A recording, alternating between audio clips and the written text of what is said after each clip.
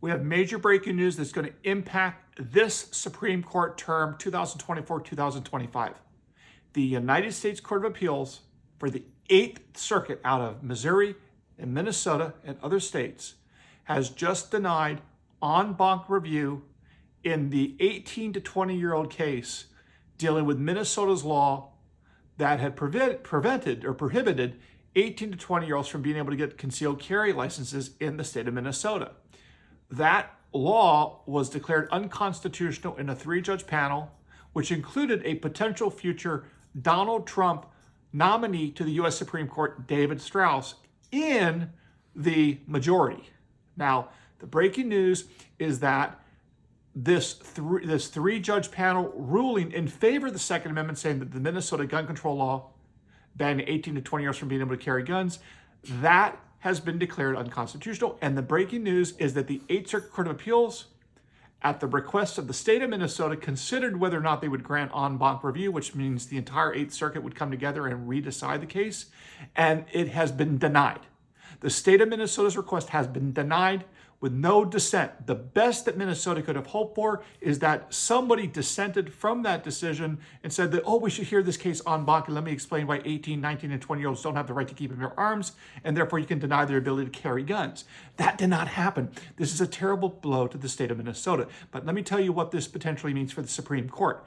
What this means is if the state of Minnesota does what I suspect they're going to do, which is to seek cert to the U.S. Supreme Court in the near future, that means the Supreme Court's going to have to choose from a series of potential Second Amendment cases. As I've explained to you, and I talked about this at the Gun Owners of America excellent conference over the weekend, the Supreme Court is going to take no more, in my view, than maybe 2 to 3 Second Amendment related cases, and that includes gun-related cases involving the ATF. They've already granted cert to the Vanderstock case dealing with the unserialized ghost gun issue, the framer-receiver issue. So that's one Second Amendment related case. The question is, will they take another 2?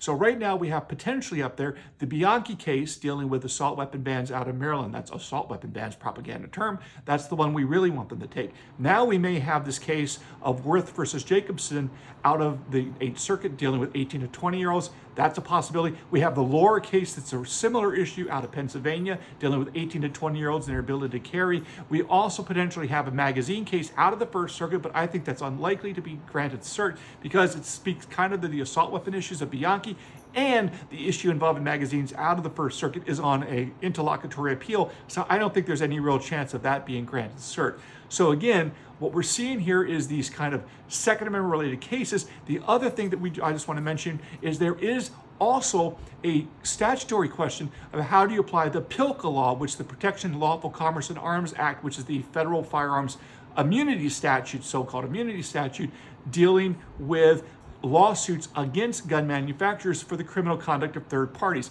That is the case that was brought by the government of Mexico against Smith & Wesson and other gun companies in Boston. That is up on cert because the 1st Circuit said that the cases could go forward against the gun industry, and now they're asking, the Smith & Wesson and other gun companies are asking the Supreme Court to step in and prevent these cases from going forward, these cases brought by the government of Mexico. So that also probably would be viewed by Chief Justice John Roberts as a Second Amendment related case. So that's the gestalt of cases we have to consider. I think we want the Bianchi case to be granted cert along with the government of Mexico case. In addition to the Vanderstock case, that would be a great outcome. I don't know what's going to happen. We will know all about what the Supreme Court decides to do with these Second Amendment cases no later than, I would say, mid-November to hear these cases, or some of them or all of them, between now and June of 2025 when the term ends. Anyway, I will be back in the studio doing a lot more information and a lot more conversations. We've got a lot of work coming up over the next few months. But in the meantime, I'm on the road today, just giving you this breaking news, and we will talk to you again really soon here